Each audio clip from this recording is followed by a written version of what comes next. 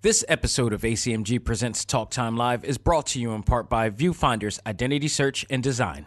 Your choice for web design, graphic design, and all multimedia development needs. Visit VFISAD.com and let us bring your vision to reality. Hey, what's happening? This is T.C. Carson, and you are listening to A.C.M.G's Talk Time Live.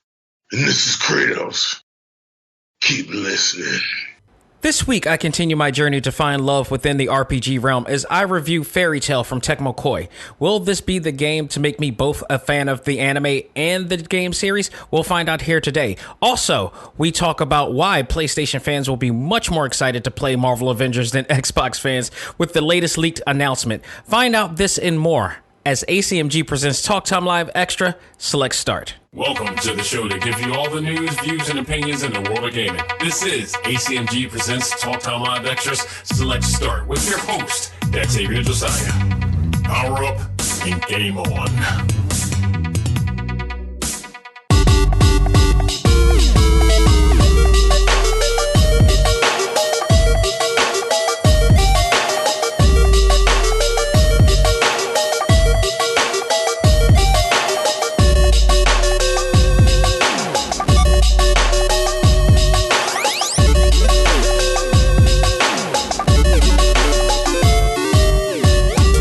And welcome back to another episode of Select Start. I am your host, Xavier Josiah.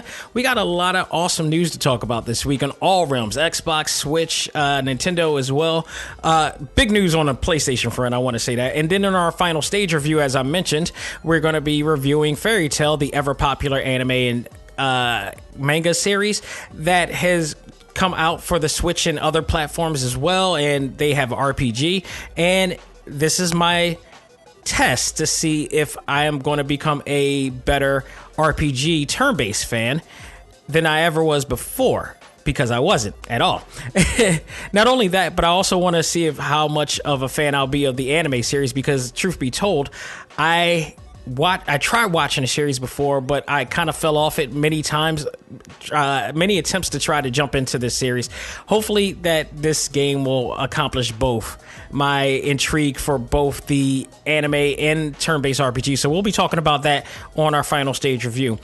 Just want to remind people that this is the only podcast that I'll be doing this week. As I mentioned on my Prime show, as of tomorrow, August 6th, 2020, I will be celebrating for the rest of the week my 15-year wedding anniversary with my wife. And in light of that, I would like to say happy anniversary to my lovely wife, Esther, who has been by my side from the jump and has helped me accomplish so much, from college to even, what I'm doing now with A.C.M.G. Presents Talk Time Live and A.C.M.G. in general. We've been through the fire. And even now, more than ever, and I hate saying that term because I hear too many commercials, but it is true. With COVID and everything going on, this is a huge test for us. I mean, just from an economical standpoint and just a relationship standpoint, it has stood the test of time, and this is no different. So we're going to celebrate the best way we can, and safely, I might add, because we're not going to do anything elaborate this year. We're going to keep it safe. We're going to wait and be patient so we can have fun next year. This was also to be, let me also add, and shout out to the people at Repop. This was supposed to be the month that Keystone Comic Con was going to be having their third annual event that I was going to be a part of as well. And unfortunately, that's not going to happen either. But again, if we remain patient and responsible and mature and safe and keeping everybody else safe, we can do this next year and have a better time. And it will be a bigger celebration, not only for us as a couple, but also us as fans of all of this. So I say that to say, please keep it safe and responsible out there. This is not a political thing. This is a health thing. So let me digress from that so we can get into some real game news right now. And we got to talk about this because this is huge. I'm a happy PlayStation fan right now and a Marvel fan for this. Some leaked information just recently came out, and I believe it broke out on Reddit, and it spread like wildfire. it was denied. I'll explain it thoroughly, but it was denied, but only for it later to be confirmed. Sony, in fact, confirmed this. Sony confirmed that Spider-Man will be an exclusive DLC character in the upcoming Square Enix Crystal Dynamics game Marvel Avengers for the PlayStation 4. Fans are eagerly excited about this, as we've been asking for this since the announcement of this game coming out. And it was hard because we were wondering, was this game actually going to connect with the Insomniac game Spider-Man in the Miles Morales upcoming game? They denied that this was going to connect anywhere near, that this was going to be a collaboration together, which is true, and it probably isn't. Now, that doesn't mean that the Marvel Avengers game, which could be considered its own universe in itself, can't have their own Spider-Man. And that is exactly what may be happening here. I don't think... it would be awesome to see if the Insomniac version of Spider-Man will be on it, but I think because of the planning and idea of this, that it can't be. So it has to be their own version to some extent in this. And when you look at this, and when you find out about this news that Sony, will be adding Spider-Man to this, it makes all the sense in the world. It makes so much sense. Sony, if you, for those who don't know, but I think everybody listening to the show does, Sony owns the rights to Spider-Man. So why not would it be an exclusive character in this game? Okay, it makes all the sense in the world from a business aspect, from a promotional aspect. This absolutely gains the advantage once again over Xbox, because Xbox fans will not be able to play it, and Xbox fans will want to play this character. Look, I guarantee you, I don't even have to look. Many of you that are listening to this has rather done this or you've seen this, but you guarantee that Xbox fans are going to be butthurt about this and absolutely be angry, and will try to rather admit or should I say try to deny that they don't care that they don't get to play Spider-Man, or they're going to act like they never wanted to play Spider-Man. And both of those, I can tell you this, that's a lie. That is an absolute lie. Fans have been asking for this for quite some time. Xbox fans and Sony fans have been asking for this, and we got our wish halfway. So Spider-Man will not only be in the game, but he will also be a free exclusive for the PlayStation version.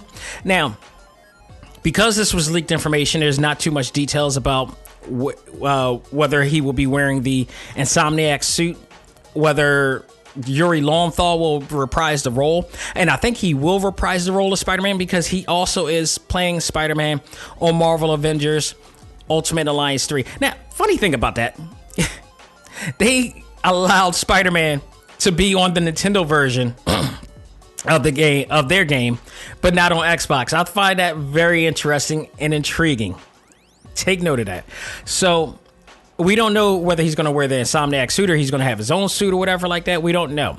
But we do know that he will be an exclusive, and we also know that he will not be out immediately upon the release of on September 4th. He will be available down the line. They did announce that Hawkeye was the first DLC character to be released during the aftermath of the initiative down the line. So Spider-Man got leaked big time. And how this was leaked? The leak was detected by somebody on Reddit reported, I believe, from what I read. But the leak was detected on a UK retail listing at base.com. So first time I've ever seen this website too, which indicated that Spider-Man was set to be in the game. And it's still on there, by the way. I went to that site and I went to that page. It is still on there. So they did confirm it. When the word did get out, the retailer tried to convince people that it was an error at best. And they tried to deflect it from that this was actually happening. So, upon further information, Sony just said, screw it. Yes, he's going to be an exclusive for the PlayStation 4. So there you have it. We are getting him. And what's so awesome about it is that we're going to get different versions, different suits, different, customizations of them. I am looking forward to this more than I ever had before. And here's the thing. We didn't need to have Spider-Man in here to be excited about this game, but just having him on here is just that makes that much more sense. Now, before I go into another discussion, I had a discussion when this was announced on our A.C.M.G Facebook group. There was a discussion from one of our A.C.M.G members, and I don't know why this happened, but it did, and I think this was kind of a pretentious comment in a sense, because one of our members said, and I'm reading this right now, said, I have a PlayStation 4, but honestly, I think Spider-Man, or he should have put I think. I have a PlayStation 4, but honestly think Spider-Man doesn't even need to be in the game. Now, he's right. He absolutely is right. I think fans would have still been happy if the game didn't have Spider-Man, because we were in the mindset that wasn't going to happen because of the fact that he kept saying that they will not have the recent Spider-Man from the Insomniac games connected or crossing over to that. And we a lot of us were like, okay, that's awesome.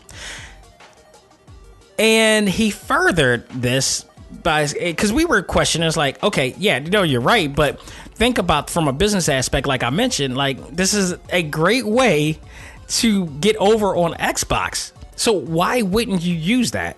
And he claims that, the person claims that he gets why that, it was a business from Sony wanted to do.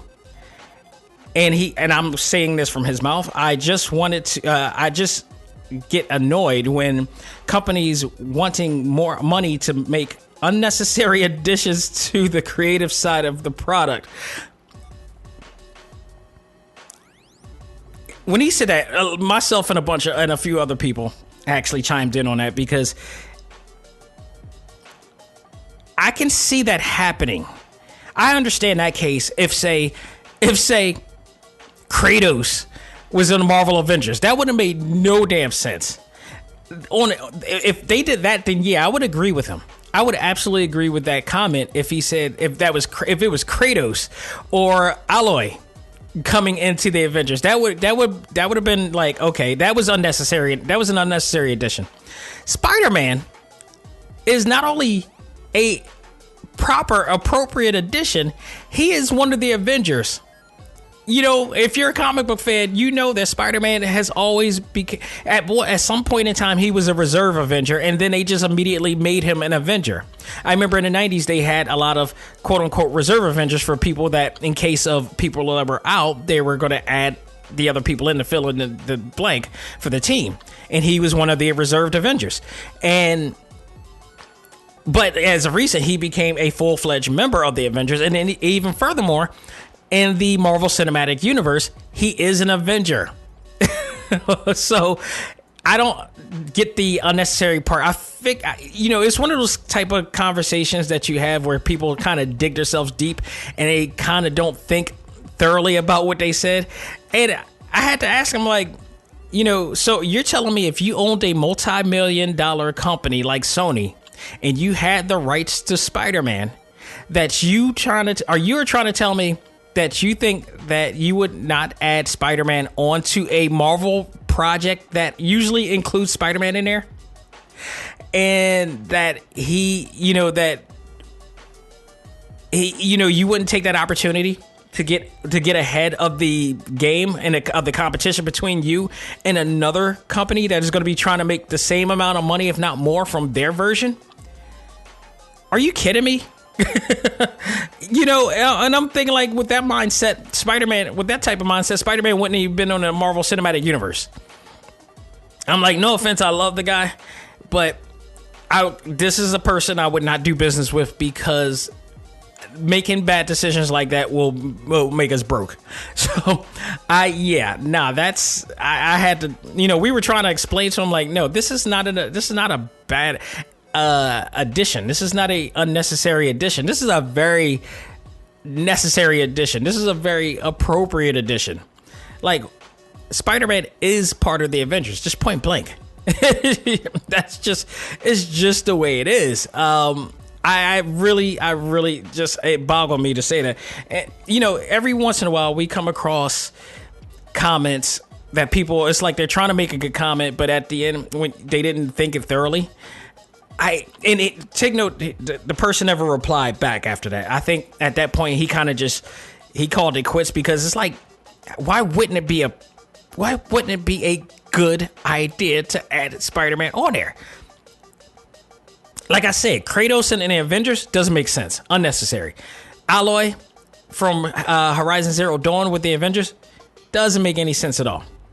Parappa the Rapper with the Avengers doesn't make sense. Crash Bandicoot doesn't make sense. Spider-Man makes all the damn sense in the world. Every bit of it. Like, no, think that thoroughly.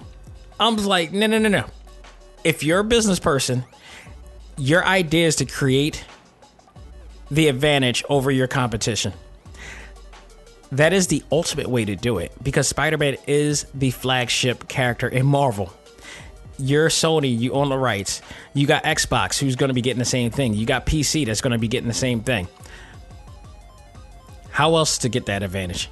It's rather going to get people to invest more in the PlayStation version, or even get a PlayStation 4 just to play it.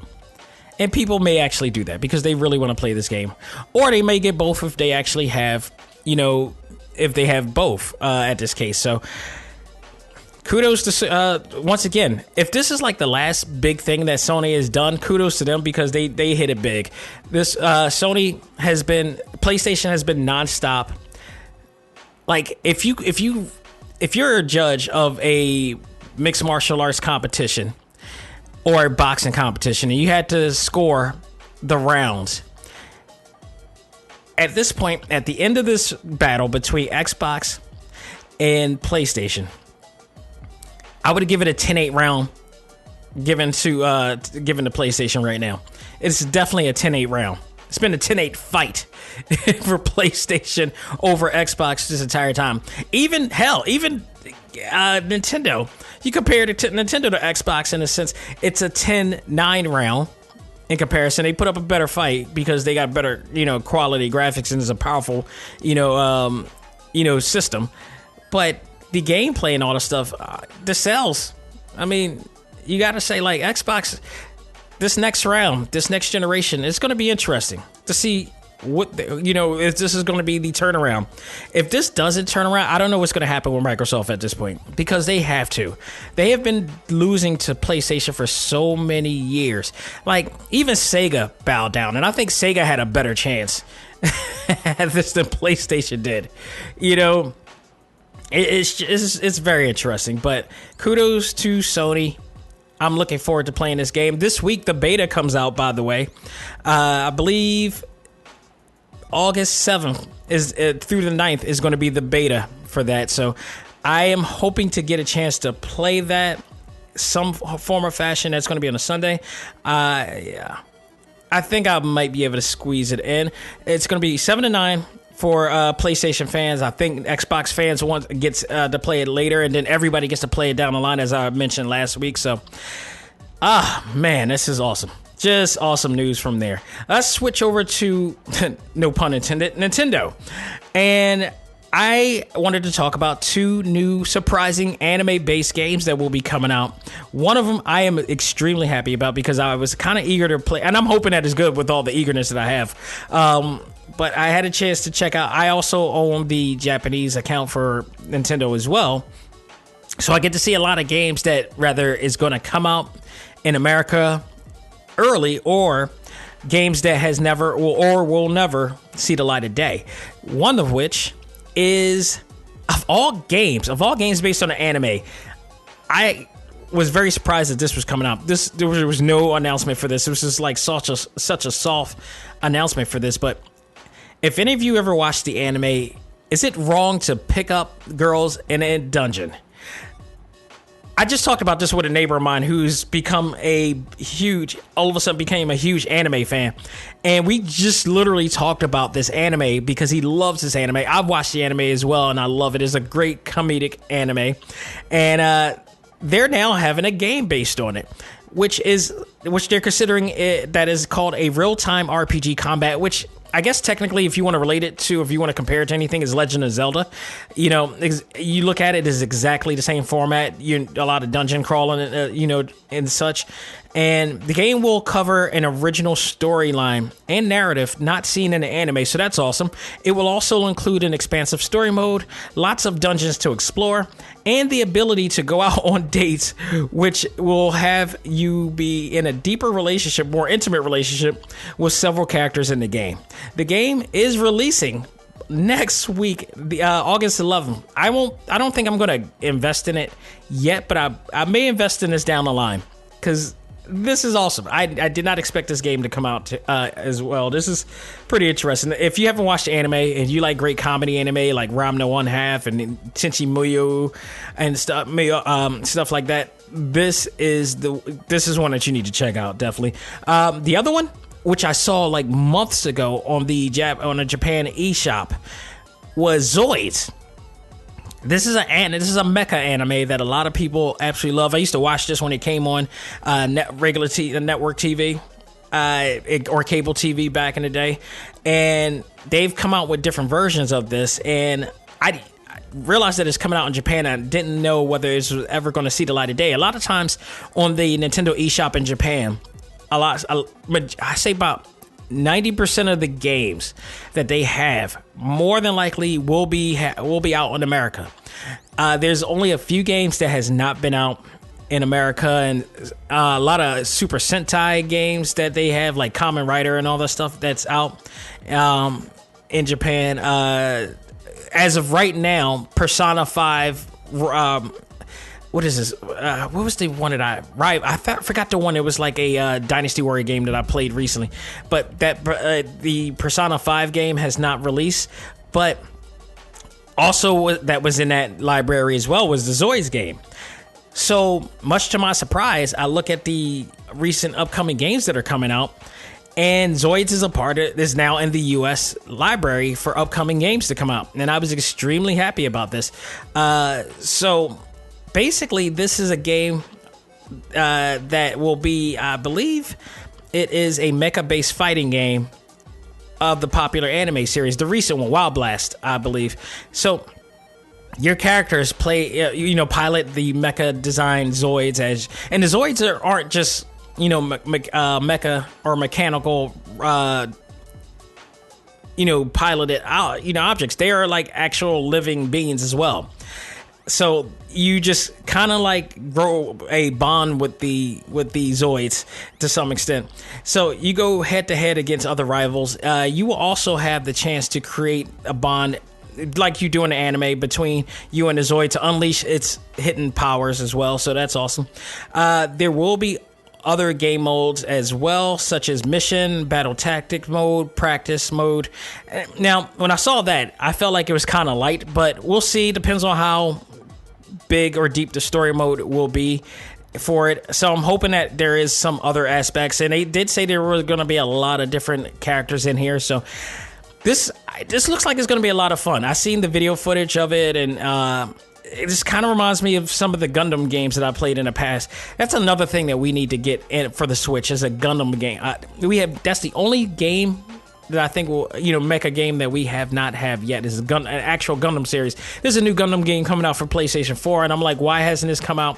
Or why isn't this coming out for the Switch? Hopefully it will, because for God's sakes, we're getting that crappy ass, what is that? Jump Force that's coming out. And they haven't advertised it on the US, but they're advertising it on the eShop in Japan. I don't even want. I'm not even going to talk about that. I digress. You can pre-order this game now, as it will release on October 16th. So this I will guarantee be getting. I'm hoping that it doesn't disappoint from here. So that is awesome. That is awesome. And you know what else is awesome about it too is that this could mean that we are getting that Persona Dynasty Warrior like game coming out down the line, or they just may be taking its time to translate it and turn it in, translate it in into the English version as well. So here's hoping for that, because I played the demo to that, the Japanese version demo to that, and it is fun. I really enjoyed it. So we are going to go into some other situations here, and the recent Game Informer just came out just yesterday, right on time for that matter. And we're going to talk Xbox right now, because there was an article that has talked about some of the newest games to come out, the next gen potential for Xbox games. So there is a list, of course. You know, they got Halo, which always looks awesome. It's their marquee game. It's the one that fans always go after. So Halo Infinite is coming out. And for some reason, I don't know if this is going to be a third-person shooter this time around or not. If this is a third-person shooter, I think that's awesome. Or I would at least want them to change it up a little bit. Halo looks so cool, but I've not been... I can tell you, I'm a better fan of turn-based RPG games than I ever will be of first-person shooters. I cannot work, with the exception of Overwatch. I can't. Some of these first-person shooters are so hard to play. And plus, I like to see the character models too. So that was my other thing. They also talked about Fable. I do Fable coming out. Tetris Effects. Now, here's the funny part. There's a really, really good-looking game called Exo-Mecha that looks really awesome. And it looks, of course, it is another FPS. And that's the thing. I think that's the thing that really strays away from PlayStation fans from even going to the Xbox thing. Because I think this is so FPS heavy in that game. And a lot of that's because of the PC connection to it as well. That a lot of people aren't for that. So the one thing that I didn't see is that these, with the exception of Halo and... with Halo and, Fable, which are all exclusives to Xbox, the article, I don't believe, really stress whether a lot of these games will be also third party. Like Tetris Effect, I definitely seeing that being on multi-platforms. Exo-Mecha, possibly, could be. There's another one called The Medium, which looks really creepy and crazy. Balan Wonderworld. Avowed looks really cool. It's a third-person game, but this is not a shooter. This is like a kind of a RPG, third-person RPG type of thing, and it looks awesome. It does look awesome. I actually would be interested in playing that. As Dusk Falls also is a game that they're checking out. The Outer Worlds. I could have sworn I thought the Outer Worlds were, yeah, and it does say right here, the Outer Worlds will be available on the PlayStation 4 or Xbox as well. Stalkers 2 has been mentioned on here. The Gunk is on here as well. Tell Me Why. I do believe that is going to be in multiple platforms. Forza is a Xbox exclusive. That's like rivaling what is that game? I forgot. Oh, I'm blanking out of that game. That racing game that they came out with. But Gran Turismo. That's what it is. This is always rivaling Gran Turismo as far as, their version of that. So that'll be interesting to see. Forza is always a fan favorite for Xbox players. Phantasy Star Online 2. That is going to be interesting. I don't know if that's an exclusive as well, but that looks awesome. I remember, shout out to my man T. It's one of the first Dreamcast games I've played, and I believe, if I'm correct, I could be wrong on this, but the original Final Phantasy Star Online was, for the Dreamcast, was the absolute first. Somebody correct me if I'm wrong, but I believe that could be the first multiplayer online game ever, if I'm correct. And that was on the Dreamcast exclusively, if I'm correct. Destiny 2, I damn sure know that's going to be on multiple platforms. State of Decay, I believe, maybe as well. Everwild. Echo Generations looks awesome. Warhammer 40,000 Dark Tide. Some awesome looking Xbox games that are coming out. I'm pretty sure that this system is going to be powerful as hell. But at the end of the day, is it going to really, really kick in? Is it really going to, they got to have the third party power. They got to have some popular game. I think they need more fighting games. I think they need more exclusives. I think the advantage may be that they'll have backwards compatibility. They haven't stopped talking about that. I think that is awesome. But also it's like, all right, you got backwards compatibility, which is a niche for your platform.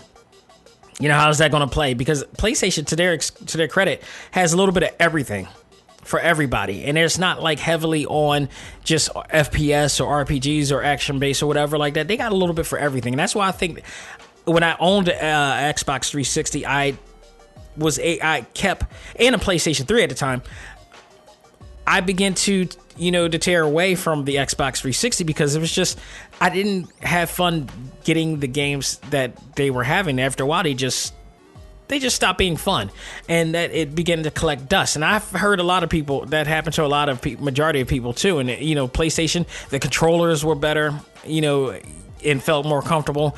The gameplay were great. The presentation was great. The exclusives were awesome down the line. So, we'll see. We'll see about that. But, if you're an Xbox fan, you should be happy about a lot of reasons for that.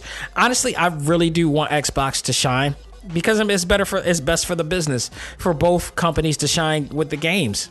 I don't think we need another game company being defunct because they're not making enough sales. I mean, truth be told, it's better for the game, for everybody to love. So we'll see. We will see. As to when these game systems will be coming out, man, we'll see about that too. I'm thinking 2021. This is not coming out this year. I just can't see. We're already, as much as we're struggling to see whether kids are going to be coming back to school due to COVID, I think the last thing we're going to be seeing is whether, in restaurants struggling. I find it, and unemployment still up high, I find it hard to see whether the PlayStation is going to be banking big time on this right now. So we will see. Last bit of news I wanted to talk about is based on another article that was on the latest issue of Game Informer, which is available out now. I prefer digital of anything, digital rock. Well, you're going to have to get digital now because you can't go to you can't go to GameStop to pick it up, but it's like, trust me, digital, safer, better. Boom, get it from there.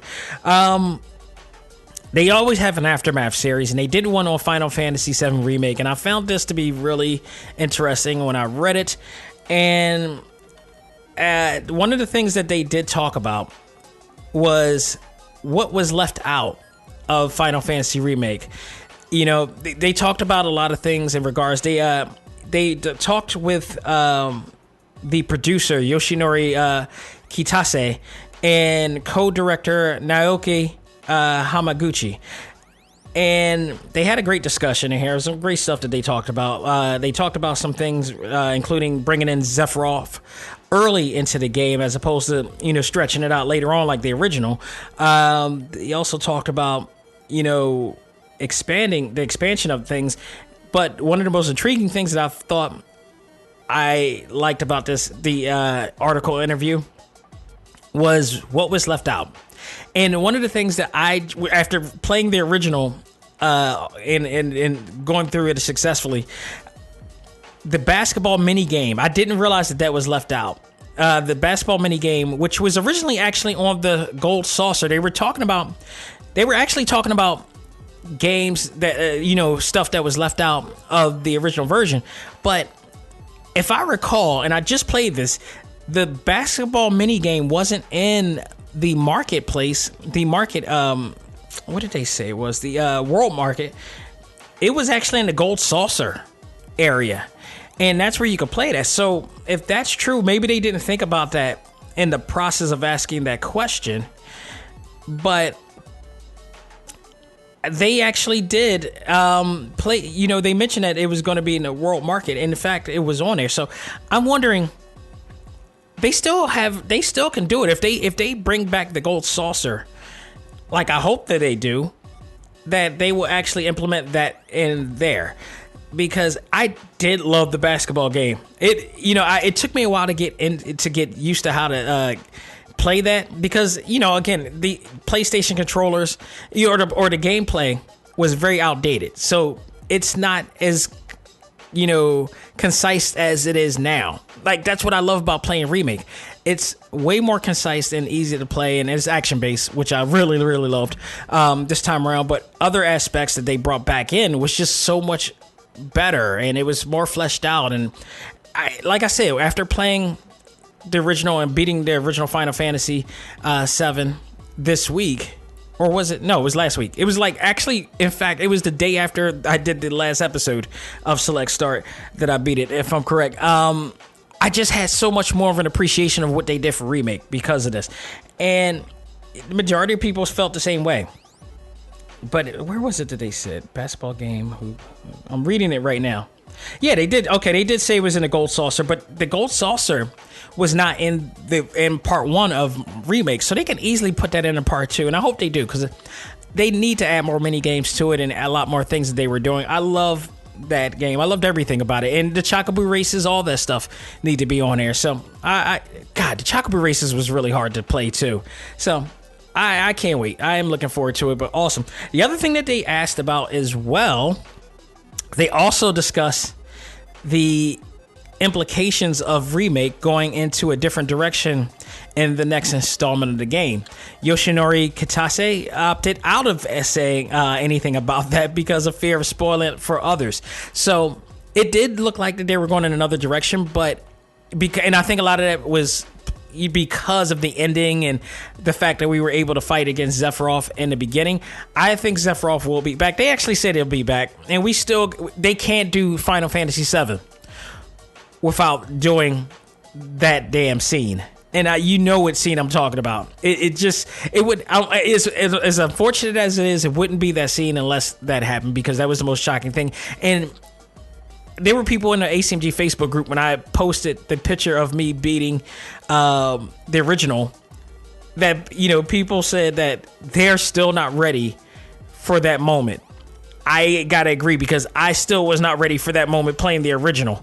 And I even the first time around in 97, I made it up to that part, and it was still heart-wrenching to watch. So imagine seeing that now in 4K, seeing it in the highest of resolution and the greatest of detail. The character models are more photorealistic.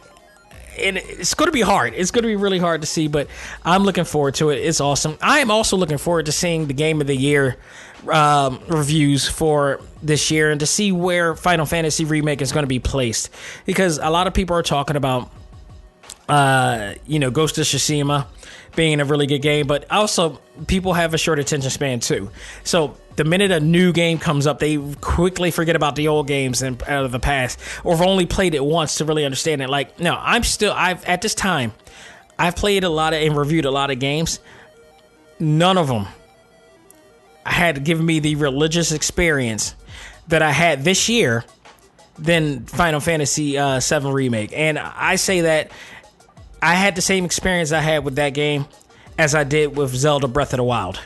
So, and that's just me. I think it's going to be interesting to see where this goes from there. So we'll see. Folks, that will do it for this portion of the segment. We're going to take a break, come back, and it's time.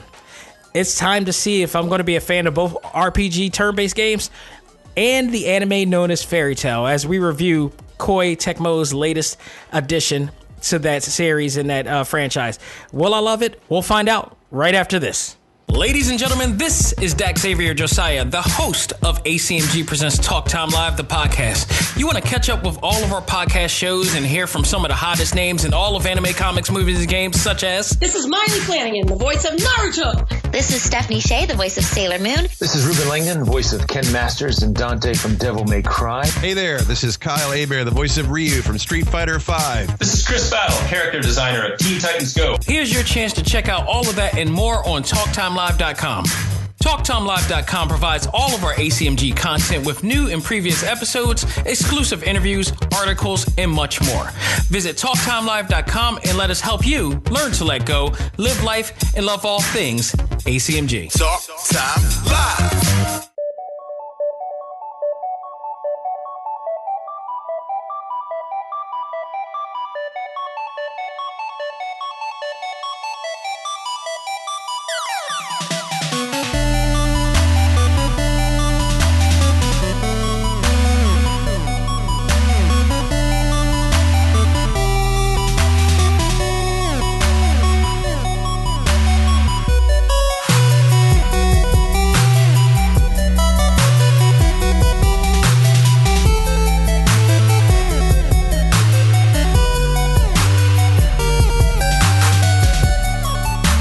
Ladies and gentlemen, I am back with our final stage review, and it is my review of Fairy Tail from TECMO KOEI.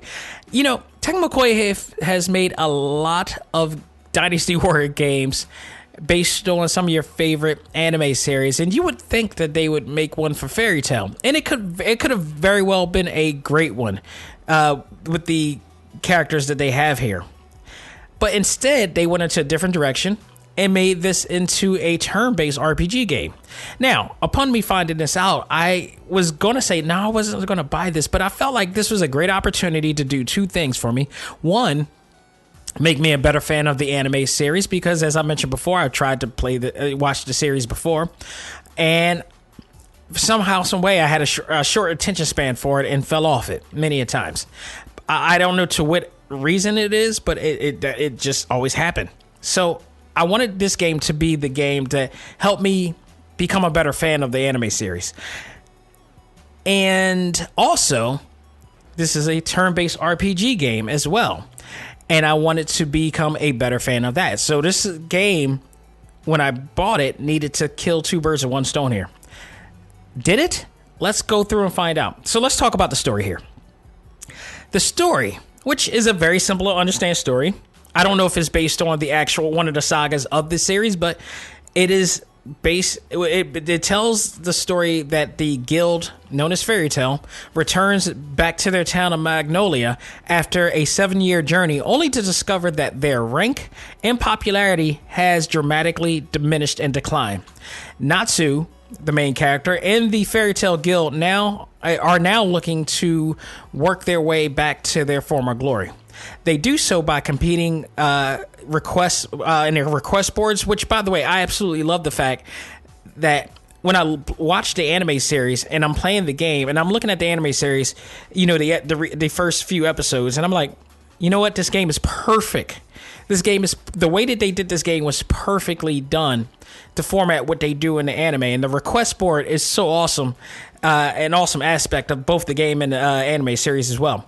So they complete a bunch of request board tasks, as well as competing in the Grand Magic Games, which I believe, if I'm correct, there is a tournament-based saga in Fairy Tail, because there's a Shonen Jump saga. So every Shonen Jump weekly, title has a tournament saga. It never fails. All of them do.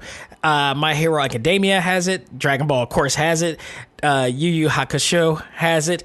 Naruto has it. They all have tournament-based sagas, and I love them to death because of it. I love tournament-based sagas in here, so you're not going to hear me complaining. However, they will have many obstacles and even more adventures along the way in their path of facing new threats against the guild and Magnolia. So that's basically the storyline throughout the entire game here, which I love it. It's easy to follow, really cool, simple to do. Love it. The gameplay. This is the most important thing that I'm going to talk about, is the gameplay. And take note, like any RPG game, there is a hell of a lot of things going in for this. So I'm not going to talk about everything, but some of the most significant and most important aspects of the game, because there's a lot to cover in this game as far as what this game has to offer or whatnot, but I'll cover that. And the gameplay is possibly the most important of them all right now.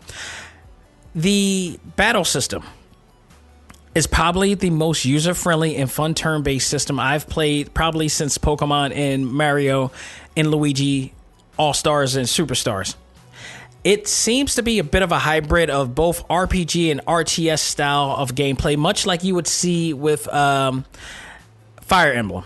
So I like that. And Fire Emblem is another one that I actually enjoy too. Although I've failed to reach and beat a whole bunch of them, I do like what's going on with this one. The battle system includes the ability to counter attack, as well as have your team assist you and accumulate more damage. You will pretty much work your way up to using 5 characters in a fast-paced battle, and it is very fast-paced compared to what I've played on Final Fantasy and other games like it. So I really appreciated the fact that, like, once you attack the character, they immediately attack back. So it the pace is just go, and I like that. It was the one thing that I felt that was missing, because the biggest complaint that I've had for years about turn-based fighting systems and battle systems is that you're standing there waiting to be hit by the other character. Now the pace is much faster. They immediately attack, or even better, they do so much more with this game. The attacks your characters have are high impact and can be upgraded to even more powerful in a battle. Using magic will, of course, use up MP or magic points, so you will be able to stock. You need to stock up and replenish your magic with items that you gather throughout the game. Accumulating more damage can open up new areas in the map. And the maps that you travel throughout the game. While roaming in those fields during the quest, you also have a chance to gain advantage in battles by striking your opponents or enemies before they touch you. Because if they touch you, they get the first advantage to come at you. If you touch them, you gain the advantage to get more hits off of them first. Lastly, as your characters level up their magic, you will also increase it. Not only that, but you will also be able to obtain more powerful attacks as well. The one great thing that I love about the game is that you can counter moves. So even if they attack you, some of the moves that you use has a counter method to it as well. So the minute that they attack you, you can counter attack them. So the whole system is just really fast paced and ongoing, and never. It's fluid. That's the word that I should use. It's very fluid here. While roaming around town, you will be able to change your character's avatar from time to time, especially when you enter specific story missions dedicated to a character in the game. There are so many more ways to upgrade in this game as well. You can increase the rank of each character that you unlock, with which you'll end up unlocking new abilities and outfits for the characters as well. And some of the outfits in the game are really awesome. In here, upgrading your facility will also take effect, as you will be able to take on quests to find materials needed to improve your quarters, and it's really awesome to see. So you'll go through like 3 times in the game that you will have a different quarters that you will go as you progress through the game, and eventually you'll get back to the fairy tale headquarters, and you'll be able to have chances to upgrade the facility more. And by doing so, by taking on the quest to get the materials, not only will you upgrade the quest, the headquarters, but doing so will upgrade items that you could buy, even upgrade your HP or MP or your defense and everything. So your stats get upgraded too because of that, and as well your popularity within it as well. Guild building. The more quests you complete, the higher your rank will be, and it's very important to do so in this game. You will have the opportunity to check your ledger to not only see your current ranking, but also to see what the townsfolk will be saying about you and about the Fairy Tale Guild as well. It's pretty funny though. I love this little aspect of it because the lines are very reminiscent of comments that you read on social media, which can range from trolling level rude to positive. I like that aspect. Some really funny and authentic lines that they have on here as well. Creating bonds is very important in this game as well. By completing requests with your characters, you will create bonds which will help you greatly in battle using magic chain combos, and they could become very powerful in essence of that too. Let's talk about the presentation. I think that's what really drew me in because I've watched the series prior to this, and I've seen this video game, and it's big, beautiful, and bright character models that looks exactly like the anime to a T.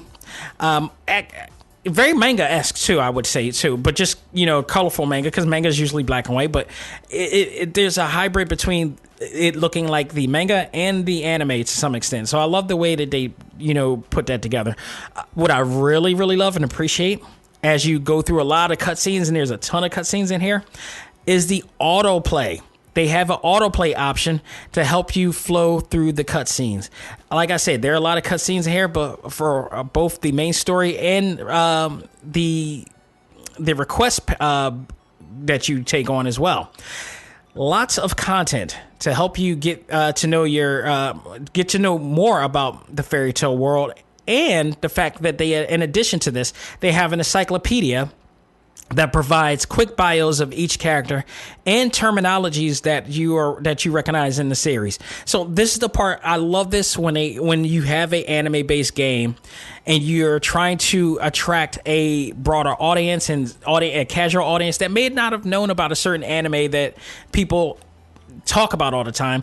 This is what you need to do when you do games like this. You need to have stuff like this to get people to become more fans of the series. And I made mention of this before in other anime games in the past that didn't do this, and it upset me because the idea is that you're not catering just to the hardcore fans, but if you're a casual fan and you know hardcore fans that love this game, this is a great way to try to get you assimilated into that world. So now, just like I did, I got to know the characters better because of what I got to see from the game, and now I'm watching the anime and I'm enjoying the anime from a different perspective now.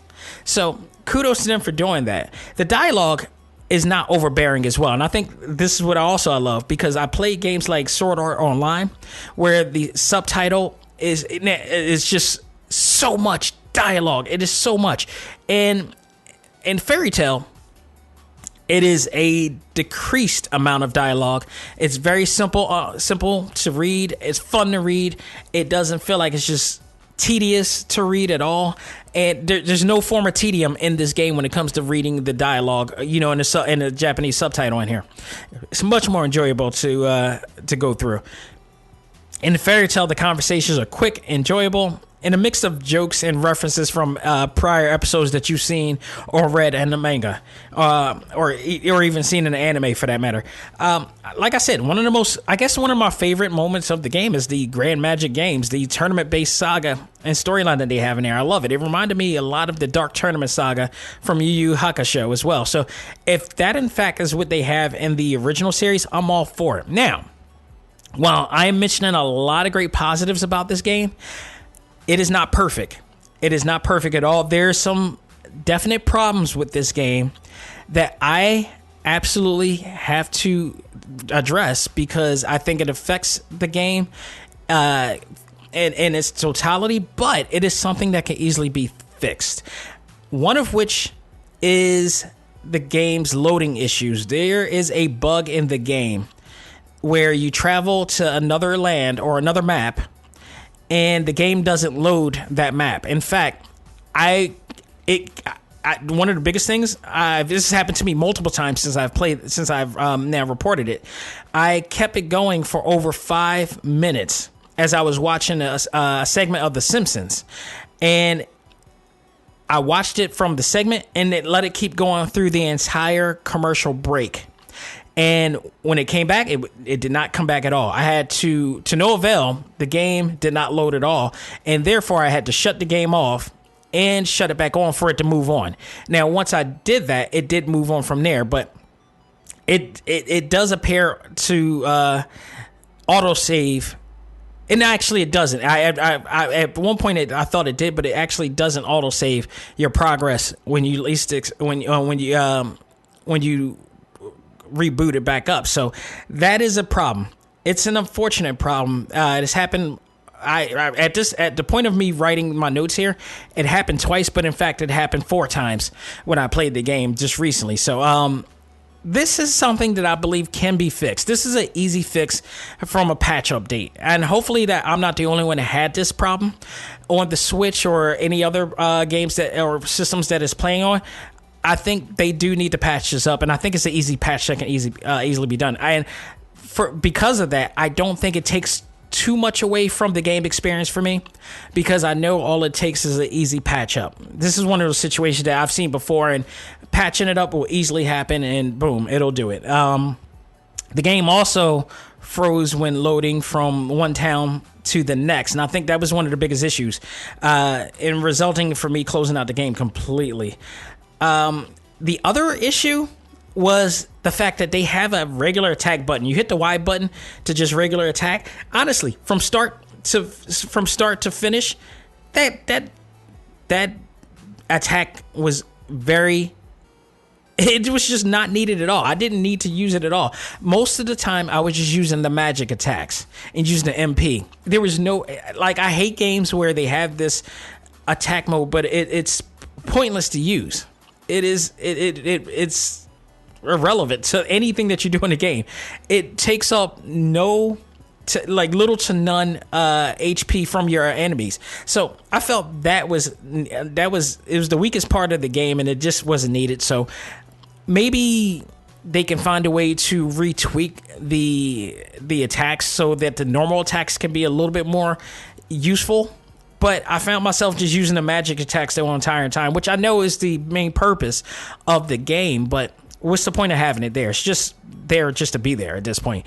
This is not really the last thing. That's negative. I think that it's not really a big deal in this case. But it would have been nice to have the English cast with it. This is not a Bandai Namco game, so I don't know as to why they wouldn't have that on there. But then again, I would say the same thing for their other well, that's a Bandai Namco game too, I guess. Well, I'm thinking about One Piece, because Pirate Warriors isn't.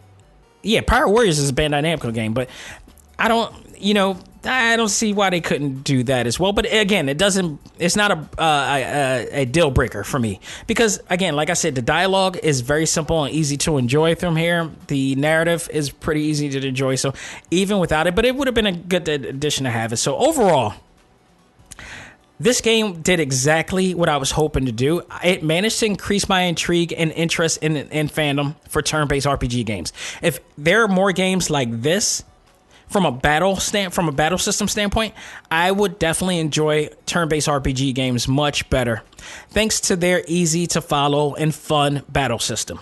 If there and to anybody, if there's games out there like this that are like this, please let me know, because I will definitely invest in this. It also made me a fan of the series as I also watched it over again, and I found a new love for this series. So I will be now focusing on watching this this anime series more often, and finally getting to the.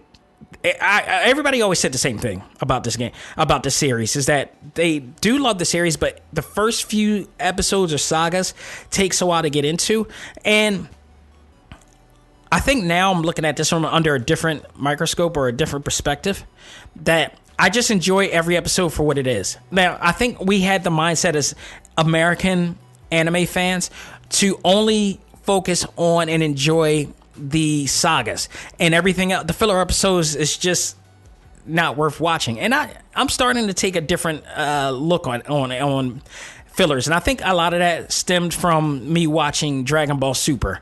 Dragon Ball Super, to me, has some of the best filler episodes I've ever watched, and now I'm going to watch this and take a little bit of a different scope of it now, and just try to enjoy it for what it is. And then when the sagas come in, let them come, and let me enjoy that as well. So with the new patch, with the loading issues, I think the game will be much better to enjoy. While it doesn't have the U.S. actors in there, the series is still lighthearted and fun to enjoy overall. So the game is a lot of fun, and it's a great starter game for people like myself who want to play or enjoy RPG games, but not to be overwhelmed by them. So overall, I give this game a grade of B. If you're a fan of Fairy Tail, I think you will love it. If you want to get into turn-based RPG games, I think this is a great, easy to start, user-friendly game to play. And it's the best of both worlds. Or if you are looking to become a fan of Fairy Tail, I think this will help you actually become a fan of that series and also the game as well. So, go out of your way to check it out. Folks, that will do it for this edition of Select Start. Thank you guys so very much, as always, for the growing support. It's just been great, and I can't thank my wife enough, because she has been through this road the entire time, and I don't get a chance to talk about her as much, but since it's our anniversary, I definitely have to give credit where credit is due. She has been my biggest support system on a lot of aspects to the growth of Talk Time Live and A.C.M.G. Probably one of my biggest supporters at best, aside from the Hokage herself and some of the members of the Hidden Leaf Village, and and some Dragon Ball support as well, I might say. But I can't thank all of them enough, but in particular, more than anything, my wife, for just understanding my vision and understanding my dream and my reality that I was pursuing. And a lot of it wouldn't happen without that. So thank you, and I love you so much, my dear wife. Thank you so much. So I definitely wanted to point that out once again. And again, we won't be having an episode this week, but next week we're definitely doing it. I believe there's going to be some great stuff to talk about next week as well. So stay tuned for that. I think The Boys is coming out soon, or something else is coming out very soon by the time I do another episode. So stick to it. We'll definitely have a lot of fun doing so. Thank you guys again for the support. Check us out on TalkTimeLive.com. All of our updated episodes will be on there, as well as our exclusive episodes, including Brian Donovan, who will be on this show very soon this month. I would say even possibly next week or the week after. So stay tuned. I actually know the date, but I'm not saying. I just want to make sure everything is good and solid. But he will be on the show this month for a Talk Time Live exclusive, the one and only voice of Rock Lee, Brian Donovan himself. So stay tuned for that. And of course, all the other episodes that we have, Select Start and Talk Time Live Prime as well. You could download and subscribe, or subscribe and download to the show on such platforms as Spotify, iHeartRadio, Apple Podcasts, Google Podcasts, Stitcher, Podbean. Much love to the Podbean growing followers and listeners out there. And now TuneIn, which is associated with Amazon Alexa devices as well. So you got every place to check this place out, our format out as well. So thank you guys so much for this. I really appreciate all of it, and I'm very humble. On behalf of myself, this is Dak Xavier Josiah saying, learn to let go, live life, and love all things anime, comics, movies, and games. This is A.C.M.G. presents Talk Time Live. I am out there. People, please, again, I can't stress this enough. Stay safe, be safe, keep everybody else safe, and mask up. Take care.